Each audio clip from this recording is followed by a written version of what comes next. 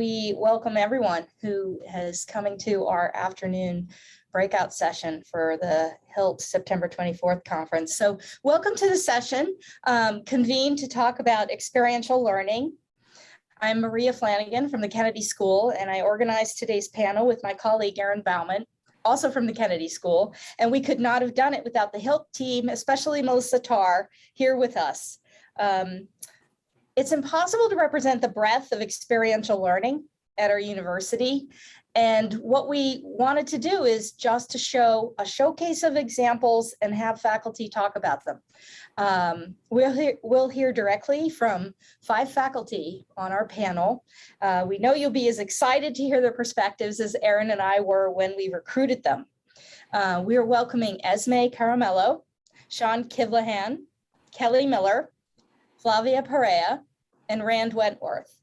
They come from different schools and disciplines, and each of them use experiential learning and engaged scholarship to prepare their students for global challenges. Erin will now say a little bit more about our agenda and our format and a handout. Thanks very much, Maria. So again, welcome. And to help guide us and all of you through today's session, and to give all of you, our participants, a space to think and reflect on everything that we discuss, we've put together a handout. I will pop the link into the chat now. We've put this together to give you a chance to look over information about each of our panelists, as well as follow along with the session as it goes. We've also included links to some really rich references and resources in here. We invite you to make a copy of this for your own files so that you can take notes as we go along. In an effort to make today's session as relevant to the topic of this year's HILT conference and to the work of actually teaching experientially, we've chosen to really focus on the pedagogy of experiential learning rather than the logistics. But if you want to learn about some of the details and how to create an experiential learning course or activity, again, we invite you to check out the resources included in our handout. But before we dive into today's discussion, we do need to cover some of the logistics for this session. We're going to spend about 50 minutes or so hearing from our panelists before turning over to an open Q&A. Maria and I have crafted 5 questions to guide today's discussion with our panelists. Some of these questions will be responded to by all of our panelists. Others will be taken by a subset. During this opening panelist discussion, we'll take questions for the panelists in the chat. When we get to the Q&A portion of the session, if you posted a question in the chat, we will then call on you to unmute yourself and to ask your question directly to 1 or 2 specific panelists. If you don't have 1 or 2 specific panelists in mind, I, as the moderator, will try and direct your question to 1 or 2 people who I think this is most relevant to. We're really aiming here to get as many people asking questions as possible. Candidly, though, we expect that not every question will have a chance to be answered. But again, the good news is that we have assembled a handout for you to explore and peruse on your own, which includes more information about each of our panelists, their teaching, and their experiential learning. So again, there's a link in the chat to our handout. And now I'm going to turn things over to Maria to pose our first question to all of our panelists. So thank you, Erin. And as Erin said, we're not going to try to tackle the logistics. We're going to try to really talk about the pedagogy. And so the first question for everybody is why? So even with some of the extra logistical demands of experiential learning, you choose to offer rich experiences like this to your students. And in a few sentences, why do you value this form of teaching? Let's have each of our panel respond, going from Flavia to Sean to Esme, then Kelly, then Rand. Hi, everybody. Thank you for the question, Maria. I think the simple answer is the aha moments. Seeing the type of breakthroughs and connections that students make when they're able to connect course concepts to real world applications and questions is incredibly powerful. And then also, there are some very old ideas in education. Students learn by doing. And that is central to my practice in the classroom as a teacher. Thank you. We'll go to Sean. So for us, we train people to do humanitarian response. And the reality is humanitarian fieldwork is really hard. And I think what the in-person and our experiential training provides is giving students the opportunity to see what it's like to be dropped in an unfamiliar environment for a few days, to have to take care of yourself, feed yourself, sleep, meet new people, and apply all this knowledge in a very stressful environment. Experiencing that stress is, I think, what is the most beneficial that you just can't replicate in the classroom. And that's why we do it every year. So I just want to clarify that most of the work I do is experiential because I am a clinical legal educator as well as teaching classroom courses. So most of the time I'm practicing law literally alongside my students, and we have clients and we're going to court together, et cetera. So it doesn't get more experiential than that. But really what I'm going to talk about today is the course I teach, Lawyering for Justice, which is a 2.5 week course in the January term. And I say that because 2.5 weeks is a very quick time to get students to interrogate the question of what it means to lawyer for justice. What does it mean to lawyer? They don't know, they just got there. What is justice? How do you lawyer for justice? And so to try and figure that out in 2.5 weeks, the experiential piece helps you get much more quickly beyond the superficial, straight to the hard questions. And I also think that it sticks. The experiences stick. The students don't forget them. They retain everything that they've experienced and for many years after law school. So those are two of the many, many, many huge benefits that I see. Now we'll hear from Kelly. Yeah, so I agree with everything that's been already said. The context that I'm coming from is I teach engineering and physics in Cs, and the classes that I teach are typically large project-based classes where students are building something and then studying the underlying physics behind what they build. And all of my personal experiences as both a learner and as an educator have shown me that people learn best when they're doing something and actively engaged in some sort of experience. And the motivation, I think, of students changes when they get personally invested in a project that they're learning the material so that they can build something cool rather than just studying for a test, and regurgitating information, that they'll very quickly forget. So I think it's like motivation and just like, piquing students' interest, and it's much easier to do with experiential education. I think I'm last. I'm Rand Wentworth. I teach at the Kennedy School. I teach a course in environmental politics, but it's really a course about leadership. And I don't know if leadership can be taught, but if it can be taught, it's not by a lecture with PowerPoints. The only way you're going to begin to develop and shift the tectonic plates of emotional intelligence and listening and empathy and team building is by doing it. There is no other way. So I teach experientially because in a professional school that requires a set of skills different from medical school, which has residencies, or law schools, which have clinics, right? But at the Kennedy School, we're training leaders, and there's a set of emotional intelligence skills that can only be strengthened by some kind of experiential learning. But I would just add also the classic study of college students 14 days after a seminar retain or lose 90% of what they've learned. So experiential learning, as Esme, I think, said, is sticky and it works. Thank you. And I think we'll probably grab that study and add it to our additional resources, Rand, if it's not already in our handout. That's awesome. Thank you so much. So Erin will take us to our next question. Thanks very much, Maria. And thanks to all of our panelists for answering that. So for our next question, we're going to focus on the role of authenticity and complexity in experiential learning. Authentic learning is really designed to connect what students are taught in school with what they can and or will experience in the real world. And many of you have touched on that already. But there are different ways in which authenticity can be built into experiential learning.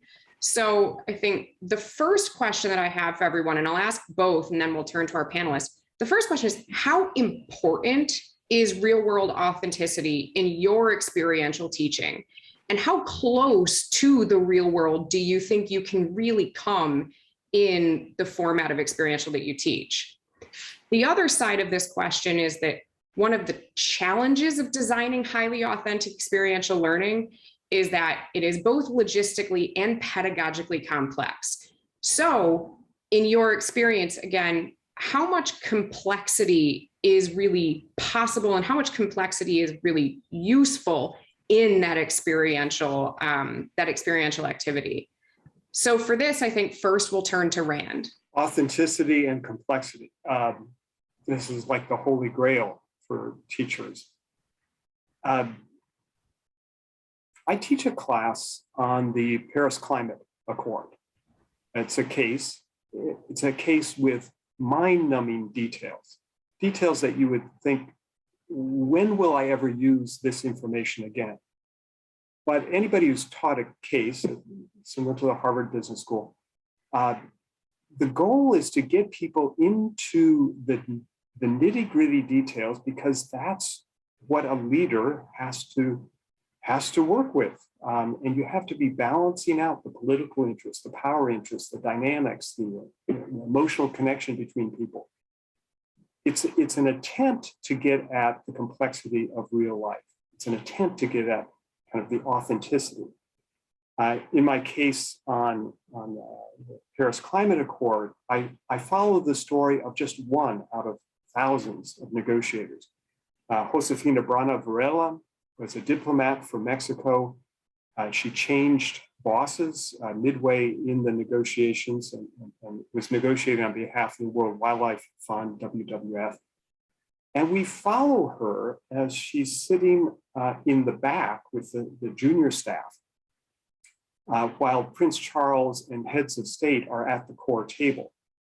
And at a moment of courage, she goes up and actually takes a seat at the table and speaks. I don't tell the students the answer to the case. I leave it with a question. What would you say if you were Josefina? What would you do? And then we debate it, and people try different ideas out, and many of them are wrong. And the wonderful thing is that Josefina is actually physically, except for the pandemic years, physically in the room. So after the dialogue, she says, here's what I did, and here's why. And the results shock people, and they explode their heads, because it wasn't at all what they thought she would do. And that cognitive dissonance opens the brain up, opens the mind and the emotions up, so that people absorb creative and new approaches. So we attempt authenticity, we attempt complexity, but I will tell you that the climate negotiations are the mother of all negotiating multi-party agreements. There's no way we can simulate the vast number of 200 or so countries with dramatically different interests. But we attempt to do that through the life and the eyes of one person, which then I think plants a seed in the hearts of our students. That's fantastic. Thanks so much, Rand. And now we will hear from Esme. Yeah, that's really fascinating, Rand, because I have a similar take, similar experience. So we take students out. We're engaging students, and I'll speak only again, not about my work in the clinic, which is very authentic, obviously, but to the simulation work that we do in the class. In one of the class sessions, we're looking at community organizing. How can lawyers work with a social movement? How can lawyers work with organizers as part of a team? And how does that get complex with legal ethics, which are very like lawyer-client relationship based, with this little sort of boundary around that. And so to really get into that, we talk about working with organizers. We have a little simulation, but we do the simulation out at City Life Vida Urbana, which is a community group that we work with that has community organizers on staff. It's on the Jamaica Plain Roxbury line. The students have to get on the T, they travel out there, they smell the smells, they see the sights, the organizers are there, and very much like what you said, Rand, they do a simulation, they have an organizer who's available as a resource person. And then afterwards, we go around and we ask the community lawyers and the organizers, et cetera, how would you have wanted this simulation to go? And there is really no substitute for having the authenticity of the people who do this on a day-to-day basis, the depth of reflection that those people can bring to it. So it's like the authenticity in the experience, all those things you can't replicate, like the feeling of being at City Life. If we do the same simulation in the classroom at Harvard Law School, it's not the same thing. The feeling of being, and then the real wisdom that people who are living things bring to the reflection process post experience. Really important. I'll just say one more quick thing, which is, you can't do that all the time. This goes to the next question, so I won't belabor it, but you can't do this all the time. And so sometimes what we do is like a layering thing where you keep it really simple at first and they experience it simple. And then you add another element and you do the simulation again with like that one element added. And then you do it a third time with another element added. It keeps getting more complex. And then you're engaging in ongoing reflection with them. How does making this more complicated change the way that you're thinking about it? And so they're reflecting on the very fact of complexity as a factor. So that's a way to do it if you can't go fully complex from the beginning. That's fantastic. Thank you, Esme. And now we'll hear from Kelly. Yeah, so I mentioned that I teach these project-based classes in physics and engineering, and giving students problems that are related to what they're going to see after they graduate when they become physicists or engineers is very important, I think, for reasons of motivation. Like I mentioned before, students are much more excited when they see the connection between what they're doing in the project and the real world. So the projects that we give them, we try to make as close as possible to something that they might do, as an actual engineer. I teach a class in the spring where students are in small groups, and each group is assigned to a client that we find somewhere in the real world. And the students are, the first part of the semester, they just spend trying to figure out a problem that the client has. And then the second half of the class, they engineer some sort of solution to that problem. And those types of problems are, as authentic as you can get, because they're real world sort of situations. And students just learn, an incredible amount, both about engineering, but also about how to interface with, a client, and how, like the types of sort of relationships that you can develop, and leadership and presentation skills. And it's I think way better than, if you were listening to somebody talk about all of those things.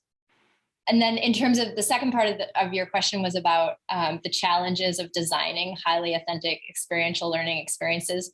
And I think that it is obviously challenging, and I agree with what Esme just said about sort of increasing the complexity as the semester progresses. And I think scaffolding the activity is really important.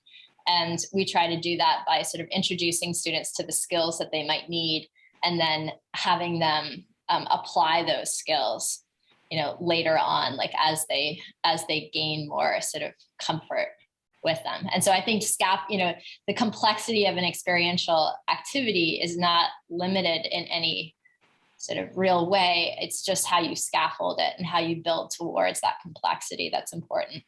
That's such a great point to end on, Kelly. I really like how you've kind of nicely transitioned us into our next question. So I'm going to turn over to Maria for our kind of turn to focus on student readiness. So it's almost as if you had the game plan, Kelly, of what our next question is, which is true, you do, which is about student readiness. So we've talked a lot about, from your instructor purpose, why you're choosing experiential learning.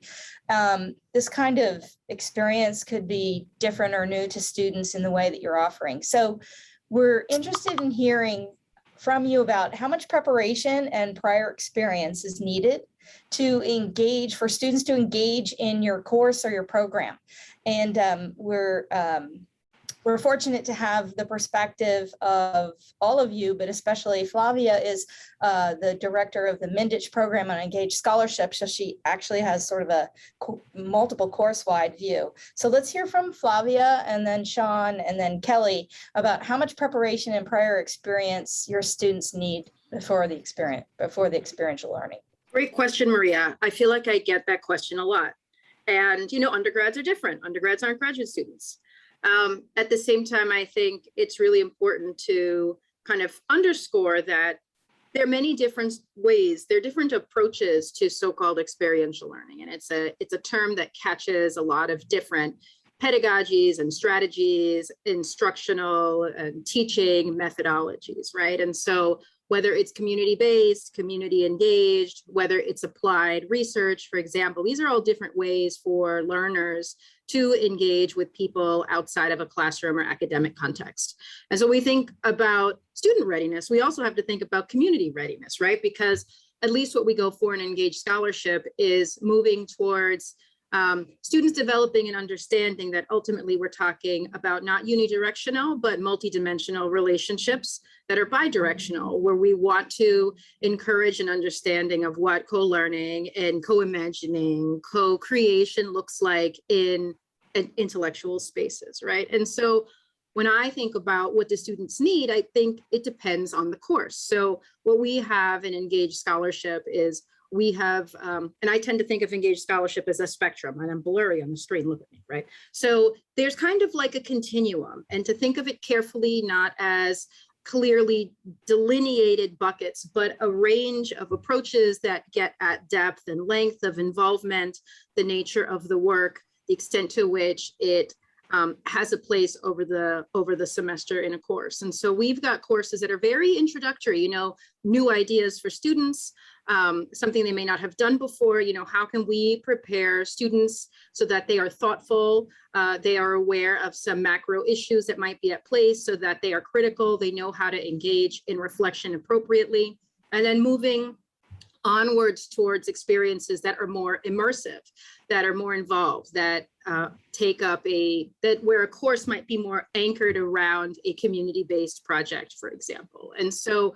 what we are moving towards in Mindich is thinking about where in the curriculum can we help students to develop the competencies that they need in order to engage at different points. And at the same time, working with faculty to kind of really illustrate the different entry points and different ways that you can have an engaged course. We are not all motivated by the same things.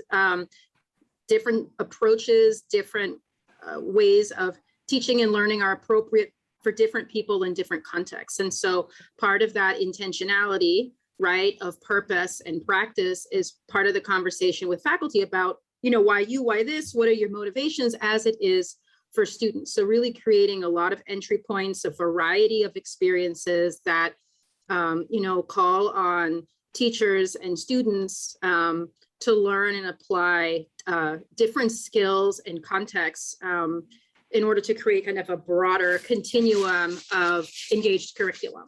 So that would be my answer, would be that it depends. You can have a wealth of experience to be totally new at this, and it can be incredibly successful. Thank you. Let's hear from Sean next about student readiness. So for us, it's mixed. And to give you some quick context, what we do is it's 3-day simulation where students actually camp out in the woods for 3 days, and we simulate a complex humanitarian emergency. So it's quite sprawling, and we actually mix 2 classes in it. There's 60 students from a graduate course at the School of Public Health that are coming after just finishing a semester-long class on humanitarian response. So they are prepared with learning what is the infrastructure, what are the typical guidelines, the assessment tools, all of the kind of nuts and bolts on paper of how you could perform in this type of setting. And the other half of the students come from a professional course that's held. And these 60 students are people who are generally mid-career and are actually out in the field and have experience. So we bring them all together when we purposefully mix them up.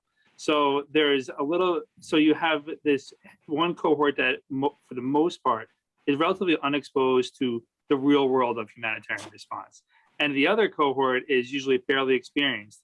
And it's a nice mix because the professional course students, obviously they can send some of their experience to these graduate students. And what we hear repeatedly from our professional students is that they were almost re-inspired and they were reminded of why they went into this career. And it's almost been described as a cure for burnout is something I've heard a few times being around these graduate students who are, just so excited. And you guys can kind of probably all relate to this. So the preparation is different between the both.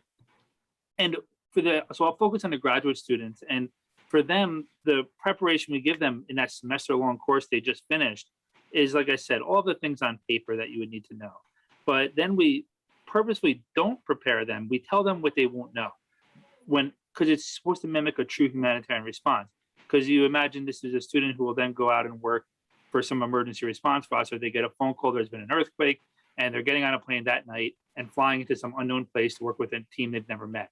So we tell them, you're going to basically get a phone call and you're going to get deployed, and you'll meet your team at the airport, which is the entrance to the park.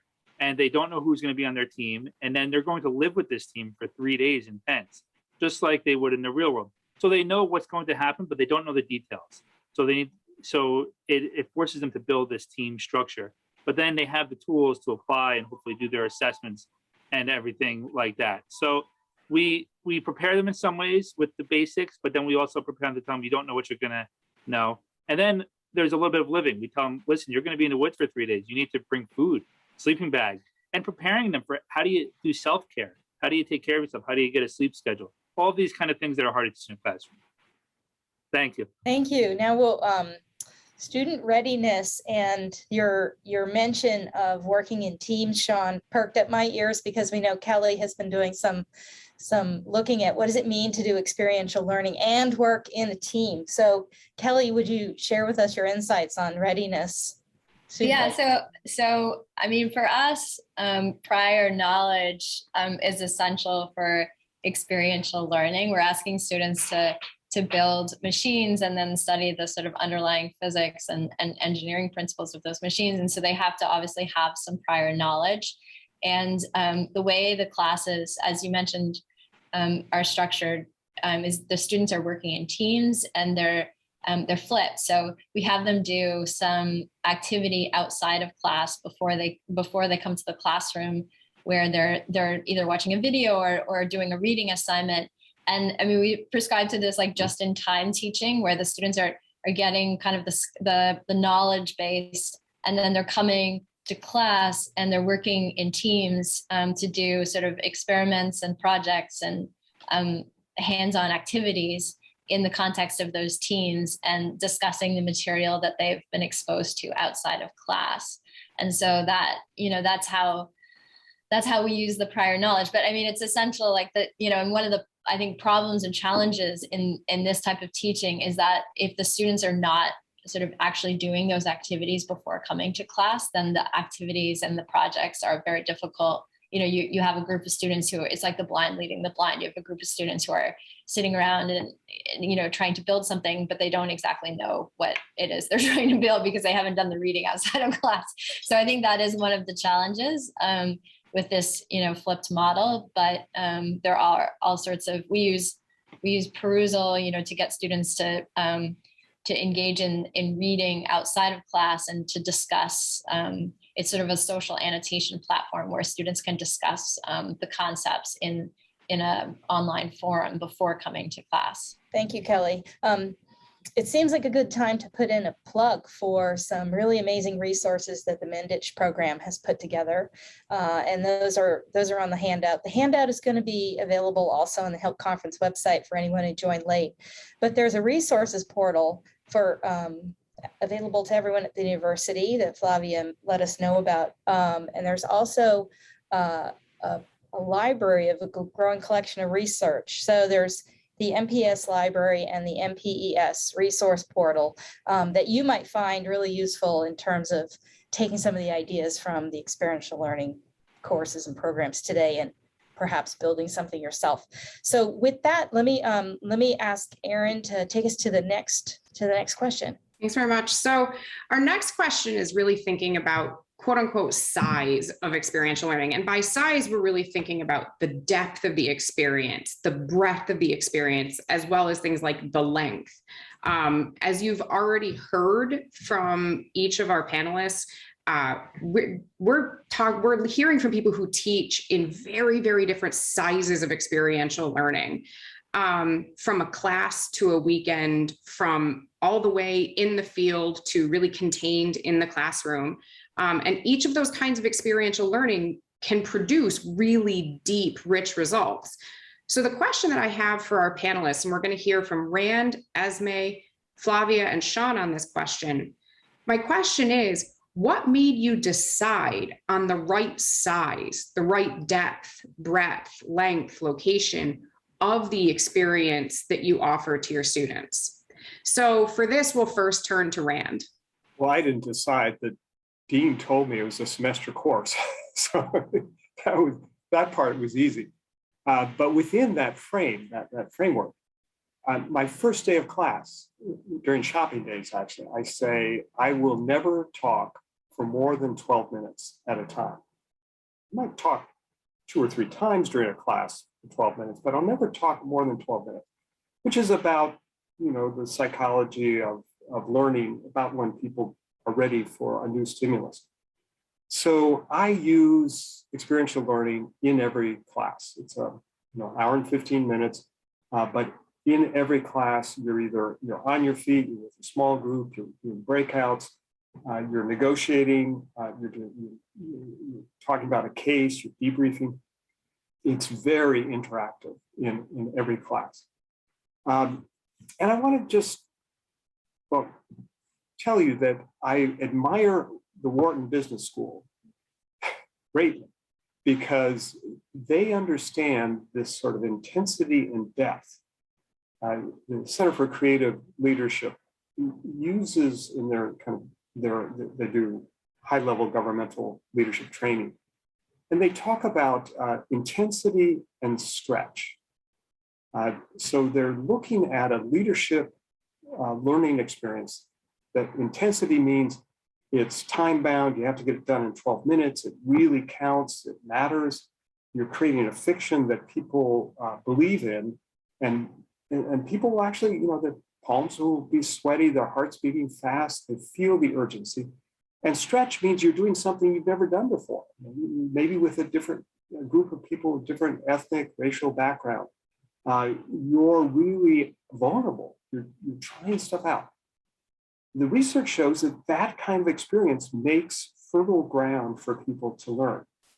And what was extraordinary that I learned about Wharton is, you have to apply, they don't do this for everyone, but they do expeditions to the Wind River Range in Wyoming, to the Himalayas in Nepal, and to Antarctica. And they do a 3-week total immersion leadership development, which basically means people get wet, cold, hungry, and cranky. And how are you dealing as a leader? How are you managing that? And then getting feedback on how you manage that.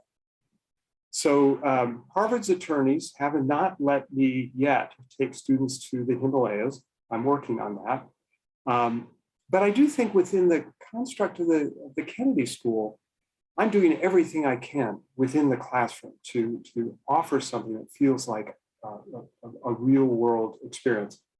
But I would like to see us get bigger in that we start with a class or set of classes, and with our public leader clients, our students, have them do more cases, more practicums out in the world. I love what the law school and medical school and the School of Public Health are doing with that.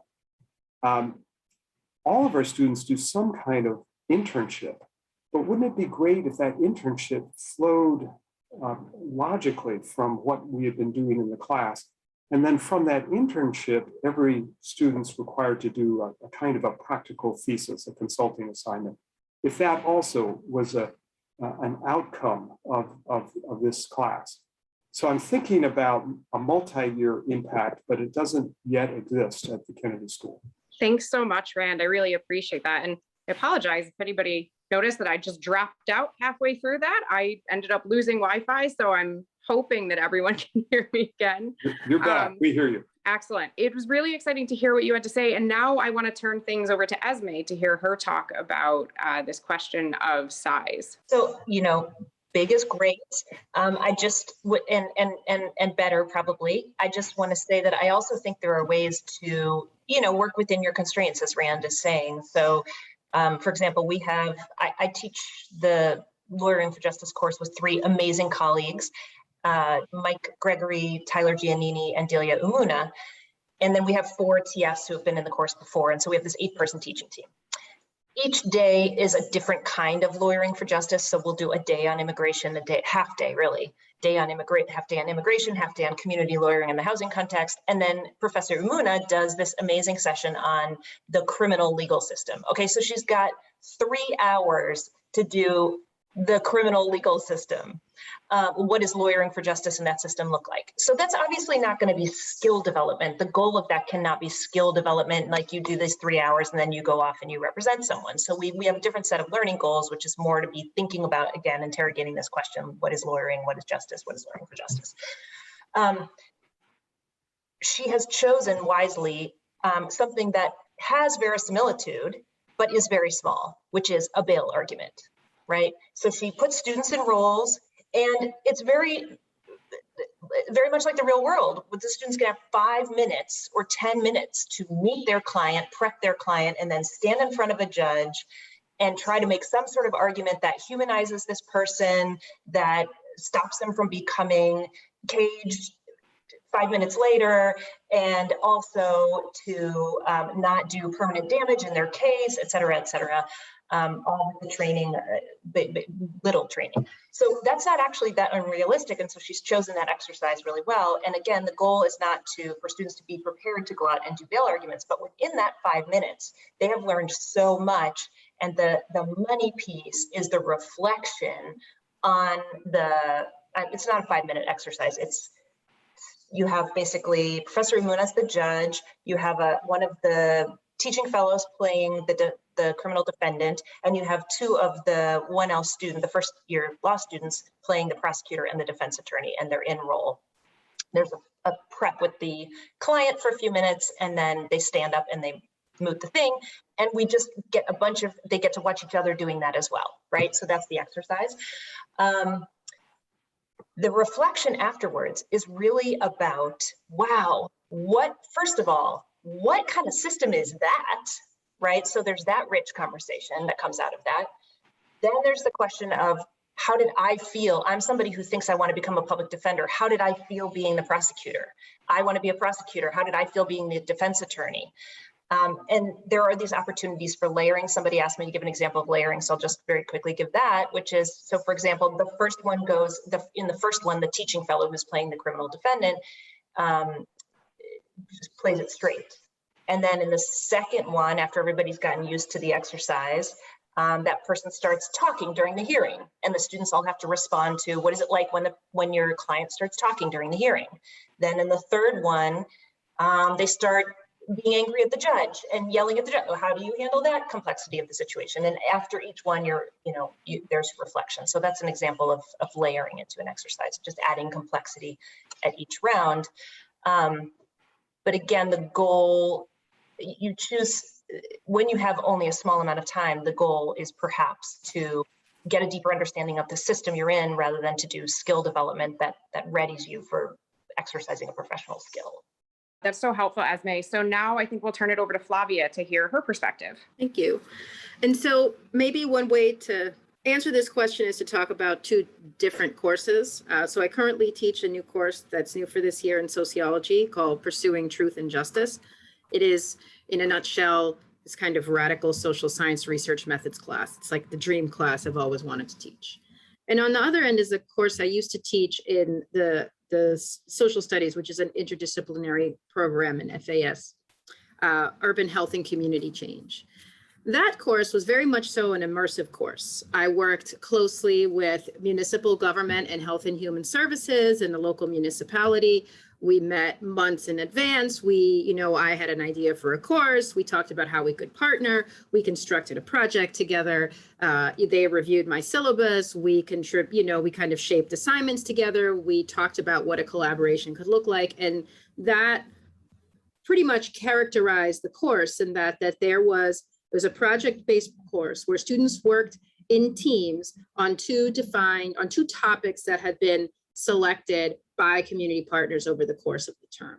And so in class, we would talk about health equity, we would talk about the determinants of health, we would talk about the intersection of health and community development, and we would read the literature, and then the students would do a community-based research project effectively. So thinking about bringing together the theory and the practice, students did a community presentation. They engaged lots of different stakeholders, spent a lot of time in community, experiencing many of the things that they would read about in what they were reading for class. So that was a very immersive course. The project defined the class, the collaboration defined the course. Students were very close to the material. They were very much so, they were sitting, for example, in lottery meetings for affordable housing and learning what that's really like when you lottery apartments for affordable housing, things that you can just not get by reading about it. You have to experience it.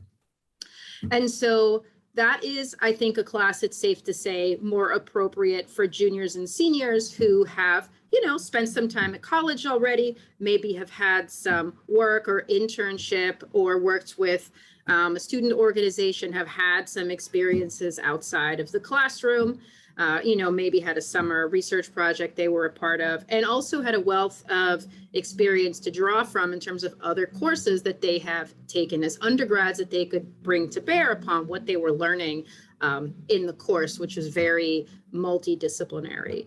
And so on the flip side is this newer course, which is very much so a foundations course. It really gets at these questions at, before we decide to do a community-based survey, we're making lots of assumptions about people and community, the kinds of questions we need to ask and how we need to answer those questions, the kind of information that would be helpful, and then why is it helpful and who decides. And so that class, there is no applied project that students do. Rather, we read the theoretical literature, we talk about epistemology and paradigms. Now we're going to start talking about different community engaged approaches to inquiry. So we're talking about indigenous research methods. We're talking about community-based participatory research. We're talking about PAR. We're talking about citizen science. And so just exposing the students to, there are many different ways to do this. They have some similarities, but they are all different. But nevertheless, these approaches reflect all other kinds of assumptions and norms that we have about the research process and how we relate to it and how we engage in it as thinkers, as scholars, as students. And so they take this kind of foundational knowledge to imagine, if I were to actually apply these ideas, what might that look like?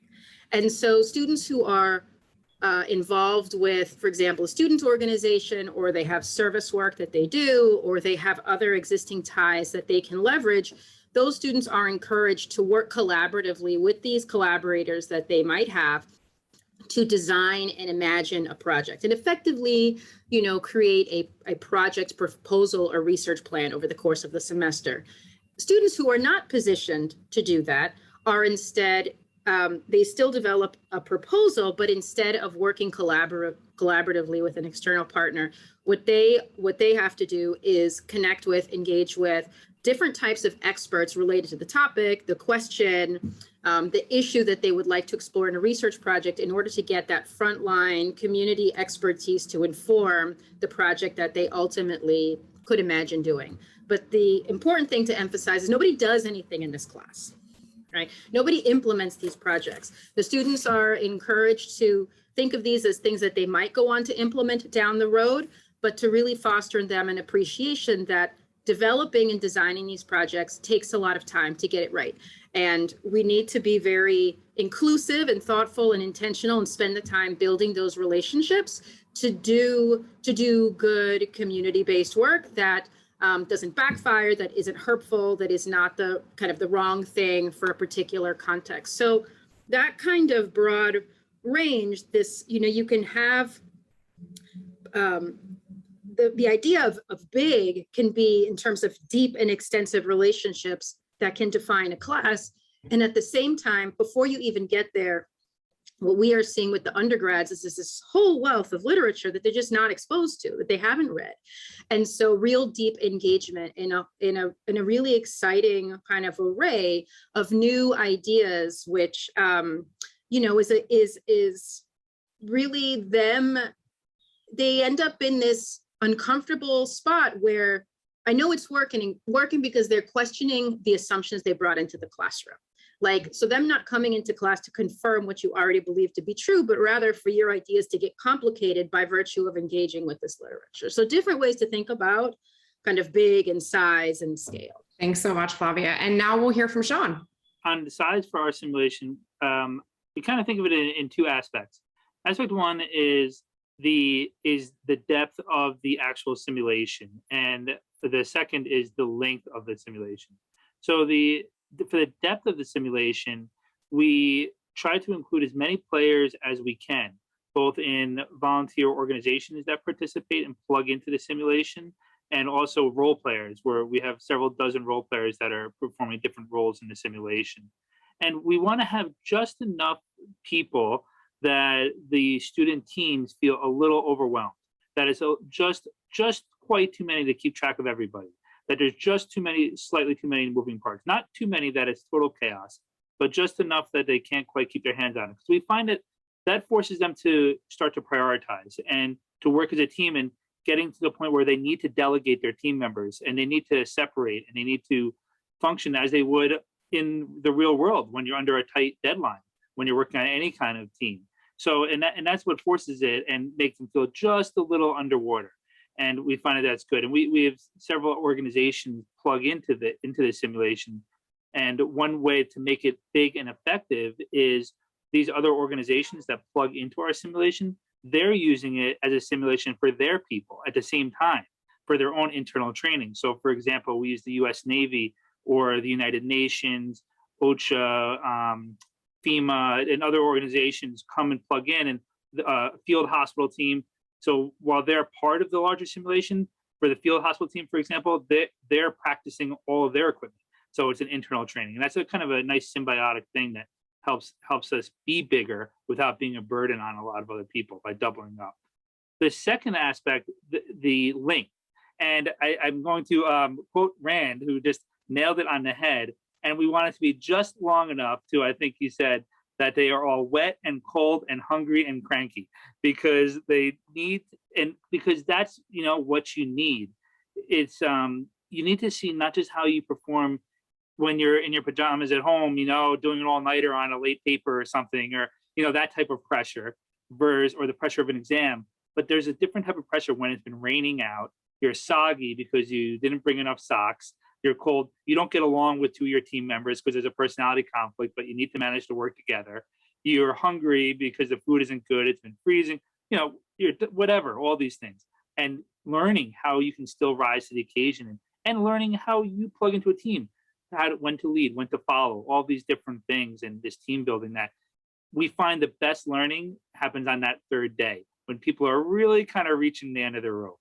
And we find that it's a good thing it's not a fourth day, because I think then they might tip over a little bit. So we want to get them right to the point where nobody, you know, really breaks, but they feel what that could be like. And there was a question in the chat I'll just quickly mention about why mix the cohort. So we have a student and a professional cohort. The main reason is we can only do this once, right? This simulation once a year.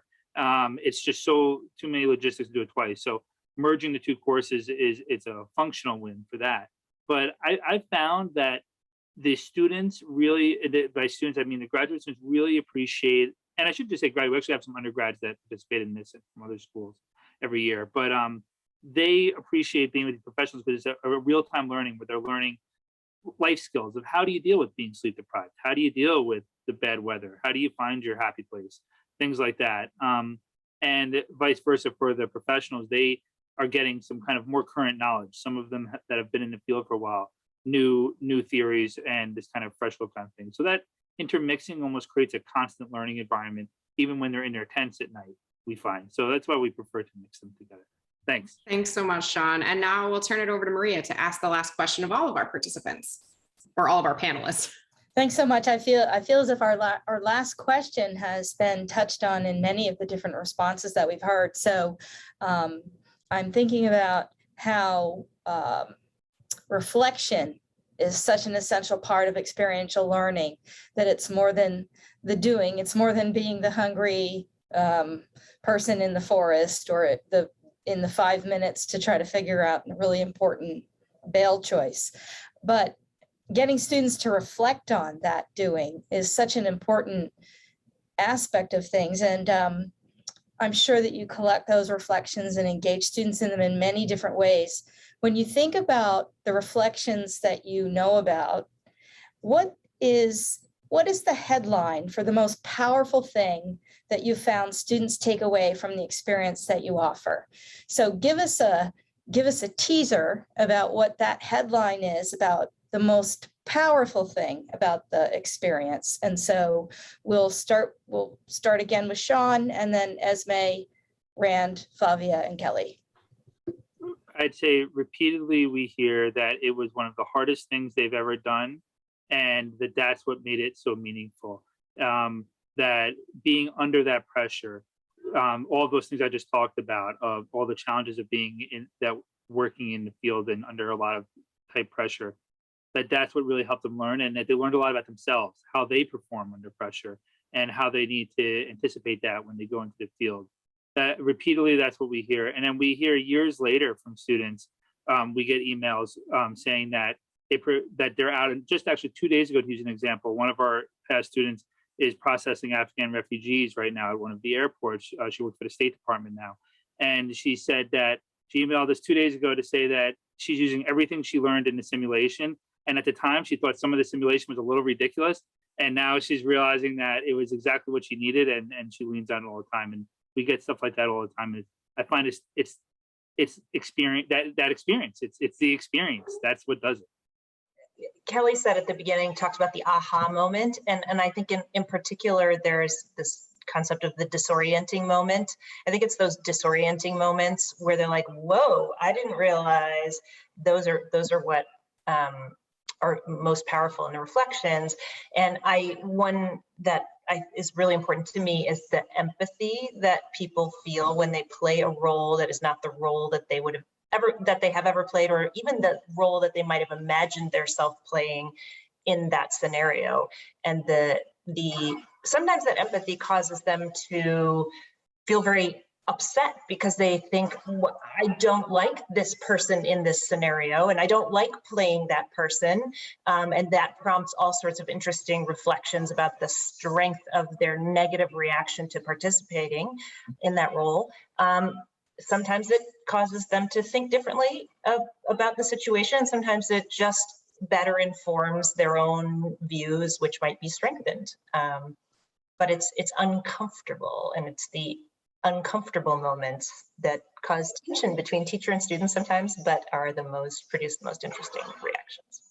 I think that the reflection is actually way more important than a negotiation simulation. What happens there is good, but we're very deliberate on having an immediate hot debrief. What just happened? And when somebody says, Rand, you only listen to the men, you weren't listening to the women, that's an insight that people carry. And so the immediate debrief, and then that night before they go to bed, they have to do a written debrief. And at the end of each week, we have a self-reflection writing assignment due. So, and then I do, and with my teaching team, do a mentoring schedule with my students. So they're getting coaching from me, reflecting on what they've written about their feedback. So I can't emphasize how important it is to have that reflective part of the experience. What I hear though, when people call me up afterwards or send me an email and say, wow, I was in a negotiation and what I learned really mattered. Self-confidence, self-awareness, and leadership. I think at Harvard, we could do a lot more for this practice of experiential learning if we join with our social scientist friends and actually begin to get the data on measuring the outcome of these approaches versus a different approach to learning. And hope that's a project we all can take on together. I would answer this question by saying that reflection happens many ways. And the fruits of that reflection can, are found at different points at different times. I think one of the most, that having been said, I feel like I have many students who have these engaged learning experiences, and it totally rejiggers how they think of who they are and what they're going to do with their lives. For example, first year student came here, I'm going to study econ and I'm going to go into finance. That's what I'm doing. That's what he said he was going to do. That was the plan. Had a very immersive summer experience working very closely on the ground, doing community-based research around environmental racism and injustice. Came back, continued with the academic plan. Something did not feel right, and realized that after sophomore fall, that econ and financing was not what he wanted to do, and wasn't sure what it was that he wanted to do, but knew that that wasn't it and was going to figure it out. And I think from when we think about the undergrads, that's what we want. We don't want you just coming here and thinking of it as a credential where like you've already got a plan and like one end out the other, no transformation. Like it should be a transformative experience in college.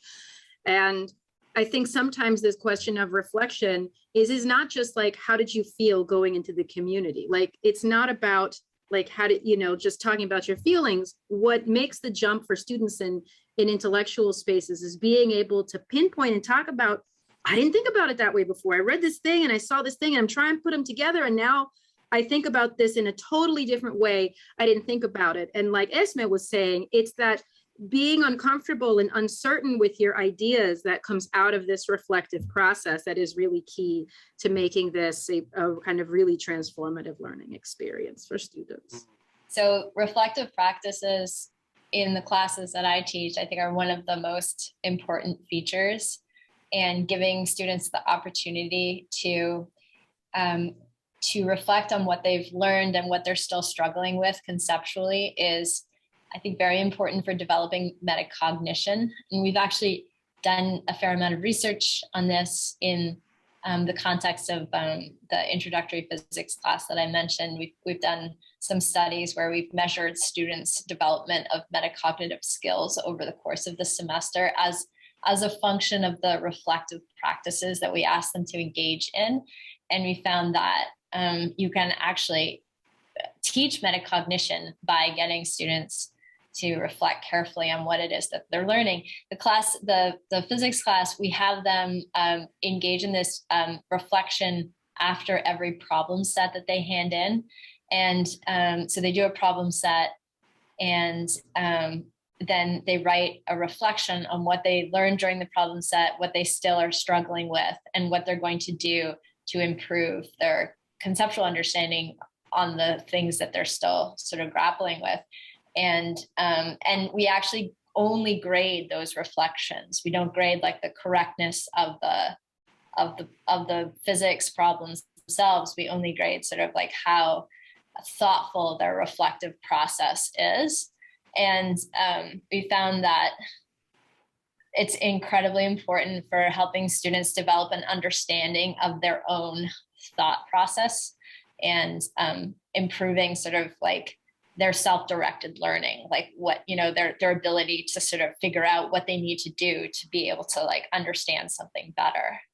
Another sort of reflective process that we do is we ask at the end of each project, we ask students to fill out a evaluation of themselves as team members, and sort of to reflect on how they could improve. So like the course, the course that I teach, the students are working on 3 month-long projects where each project, they're a member of a different team. So we reshuffle the teams after each project. And at the end of each project, they reflect on themselves as team members, and they think about like what they're going to do in the next team experience to improve as team members. And again, we've done some research on, teamwork and how teamwork develops, in the context of this class. And we found that this reflection is the key element. And students who have gotten back in touch with us after having taken the class said that was like the physics aside, learning how to become better members of a team is one of the most valuable things that they took away from the course. And I think it's, that reflection that helps, them gain a self-awareness and a metacognition. Thank you. Thank you so much. That's amazing. There's it's impossible to try to summarize or wrap up or reflect on all the things that we've heard from our panel during these questions. And now it's going to be time for us to get to the questions that were coming in the chat.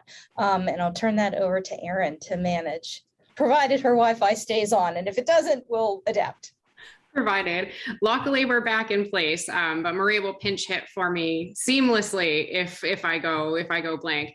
But we do have some really interesting and rich questions, and I know some have already been answered as they were coming in the chat. But we have first up kind of a question from Allison Pingree that was directed a little bit to Esme, a little bit to Flavia. So Allison, I would invite you to ask your question. Thank you. And it's two questions related to one program, which is this service during the summer before the first year that President Bacow started a few years ago. And as we were talking about student readiness, student preparation, and then as we were talking about making sure our students don't become overconfident and do harm by not being sensitive to the community, I was thinking about these students, and I wondered, I'm not sure, Flavia, what kind of data there is yet about whether participants in such a program engage more than their peers in experiential learning when they're here, and what impacts they might have on their colleagues. But then also, if they're doing service in the summer before coming here, what are we doing to help prepare them to be sensitive, to not do harm, to not be overconfident? And I don't know how, is that a program that you run, Flavia, or is that something not in your shop and you don't really have data about this? So, yeah, right. I don't it's the 3SP. It's not in my shop. I don't oversee it, but I know the people that do. They're in the same building. And so it's in its second year. I really don't know what kind of curriculum or kind of workshops at least might be around the 3SP. But I do know that they take a limited number of students. But I cannot tell you anything about outcomes among those students, short or long term. It also hasn't been in place that long. I think in general, this question of when I look at Mindich and I look at the number of students, like unique HUIDs, right? When I look at course enrollment, we definitely have a lot of students who take one engaged scholarship course. We do have some that take more than one, but by and large, the vast majority take one. But it's a different question whether or not students who are involved in advocacy or organizing work or in public service in wherever it may be across the college or the university, how does that kind of line up against students who teach the engaged scholarship courses? We don't know. We haven't looked at that yet. But I think the question of how do we make sure students don't hurt people and they're thoughtful and they're humble, and they kind of I tell myself all the time, right? Just stop talking. Like, it's time to listen. We need to listen a lot more. And so that, I think, is an ongoing question across all these different spaces where we have students, is that piece around humility and intentionality and reflection that I think, honestly, we could just do a better job. But yeah, thank you. This may also put in the chat a response as well. That was really very helpful. So thank you, Esme. Thanks so much for your question, Allison, and Esme for your response in the chat, and Flavia for your response right there. We have another question from Ethan Contini Field. So Ethan, if you could unmute yourself. I think taking a look at your question, I think this would be a really nice question maybe to hear a bit from Rand as well as Kelly. Definitely. Yeah, I've worked on some simulations for asynchronous and synchronous classes, and when you create one, you necessarily have to drop some level of complexity or details in order to make it feasible to actually run. And so I was wondering what sort of razor or principle do you use to separate what you keep and what you cut? And particularly in light of, I think it was something Flavia said about that this, one of the purposes of the simulation is not so much skill development, but getting a deeper understanding of the system that you're in. And so I'm thinking about that in terms of what you keep and what you cut, and would love to hear some perspectives on it. So maybe if we turn to Rand first, do you have any thoughts on that? You know, the constraints, this is more art than science, I think. How much detail is enough? You know, I'm guessing my students, I ask them to read the case 3 times before they come in for the dialogue. And if it's above 20 pages and you're asking them to read 3 times, that's just getting too heavy a load. I give them details, not to numb their brains, but to help them begin to sort and maneuver their way around technical details, but I don't want them to get lost in that. So, and I also realized I've got a 75-minute class to digest and move, digest the core for the students to digest the core concepts and then move them through increasing levels of analysis and abstraction. And that's not that much time, really. So within the constraints of how long is the text and how much time do you have to talk about that, that's what you got. Thanks so much, Rand. And maybe, I don't know if others, I thought Kelly might have some thoughts on this, but I also welcome the rest of our panelists if they have any thoughts on Ethan's question of how do you decide what stays and maybe what goes? I'll say something, which is that I get this question a lot of time from FAS faculty. Like if I do this engaged learning thing, then I've got to cut something out. And this real reluctance to want to cut some of the reading, to be honest, right? And so I think the message is that this does not dilute a class. It does not compromise the intellectual integrity or rigor of a course, but it is learning a different way. And we've got to make space to look, you know, it's a different approach, a different set of ideas that you're exposing students to through community-based or civic work. And I think there is definitely a very clear rub for me when we talk about diversity, equity, inclusion, which I think we have a lot of thinking to do around because it's not really clear how that across the board in academia is conceptualized and what we're talking about. But when we think about who is represented in the curriculum, whose voices are excluded, if not just not included, and who are students learning from, right? That the civic work is a way to bring in perspectives that students are not equitably exposed to through their courses. So it can also help to address these other questions. Thanks so much, Flavia. So I'd love to hear from Esme a bit on this as well. You know, when you're thinking about what stays in order to really foster and prompt deep learning, but what gets cut when you're doing a brief in-class exercise, trying to prepare these students for future professional work, how do you draw that line? It's very hard to answer that in the abstract because it all comes back to like the goals for the course. So if I'm trying to get the students ready to spend 2 years negotiating in private spaces with opposing counsel where I'm not there to watch and give direction, do course correction, and I'm just sending them off and they have clients, I better make sure that I don't make my negotiation exercise a 20-minute exercise because I want to make sure that I cover some theoretical materials about like whether lawyering is a moral or amoral role. It's just like I need to spend 3 days on a negotiation workshop because I don't want to teach them that you just jump into a negotiation, you negotiate, and then here are some little skills and tricks, and then you're done. I have to teach them that you prepare for a negotiation. What does it look like to prepare for a negotiation? I want all of that to be experiential. So I think it at the end of the day, it really comes down to, and I think I really want to like upvote Flavia's point about the readings and what is it that's so, it's rethinking what is the value of that stuff that's in those readings and what is not in those readings. Who's writing things down into law journals or treatises or whatever people are reading in other disciplines? And is that material as necessary to the holistic? What do I need in terms of learning goals for these students to come out of this course with? What are my absolute musts? And then what are the things that can do without? And then you design backwards from that, as everybody on this call certainly knows. So Sean or Kelly, I don't know if you have any questions or anything to answer on this. Yep, Kelly.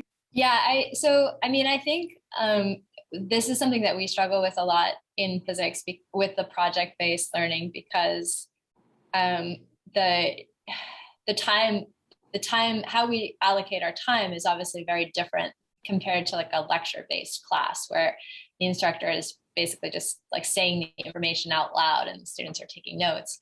And I think it's important to sort of ask ourselves the question, like, what do we mean by covering material? And, just like because you say it in a lecture or because the students read it in a reading, it doesn't necessarily mean that they're learning it.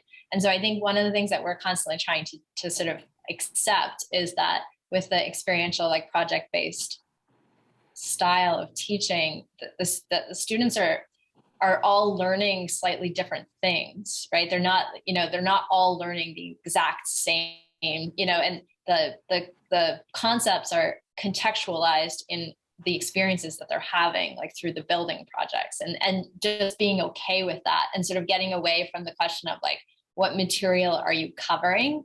And focusing more on like, what are the students actually learning? And, having like we've mentioned, I think in passing, backward design a little bit, like having clear goals that you want, like by the end of this course, you want students to have these skills, and then designing the course backwards from that, so that they have the experiences that they need to develop those skills. Like that's what we should be asking, not like what material are we covering and like checking boxes. That is all that we have time for today. And I just can't thank Erin and I and all of HILT can't thank enough the faculty who took the time out to be on the panel today and think about the questions and really engage with us on the planning and get ready to have such a rich experience. I just, on behalf of everyone involved with the conference, especially Erin and myself, thank you so much to our panelists. And thank you everybody for coming and being such a great group of people. We did have a goal, which is that you leave sort of inspired for some of your own new ideas for experiential learning. And so hopefully you leave and think about this the rest of the afternoon. That's what we ask of you. So thank you so much. The session has been recorded, so it will be available to you and others when it's been finalized. So thank you so much, everybody. Thank you all.